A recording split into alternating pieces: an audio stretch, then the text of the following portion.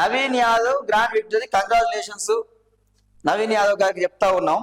అయితే ఇక్కడ విషయం ఏందిగా, బీసీలు అందరూ కలిసి నవీన్ యాదవ్ని గెలిపించారు జూబ్లీహిల్స్ లా.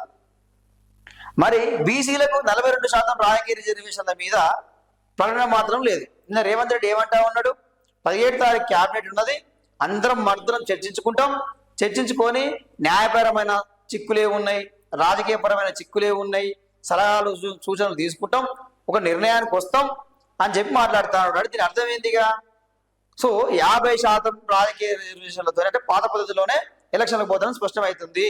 ఇండియా చెప్పేసిండు. ఆయన నిర్ణయం చెప్పాలి కదా రేవంత్ రెడ్డి. మేము ఖచ్చితంగా పార్లమెంట్లో చట్ట సవరణ చేసిన తర్వాతనే 42% రిజర్వేషన్ సాధించుకున్న తర్వాతనే ఎలక్షన్లకు పోతామని చెప్పి నేను రేవంత్ రెడ్డి చెప్పలే. నేను ప్రెస్ మీట్ అందరు వినే ఉంటారు, చూసే ఉంటారు.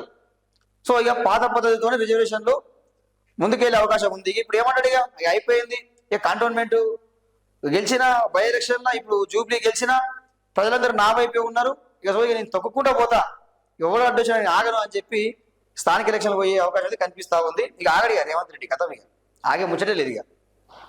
ఇక కింద మీద తపస్సు చేసినా ఏం చేసినా ఆగడిగా ఎలక్షన్కి వెళ్ళిపోతాడు. ఇక ఇదే మీద వెళ్ళిపోతాడు. ఇక ఇప్పటికే లేట్ అయిపోయింది, అది అయిపోయింది, ఇది అయిపోయింది అని చెప్పి వెళ్ళిపోతాడు. ఇక ఇది ముచ్చట అంతే ఉంటుంది, ఏముండదు ఇక.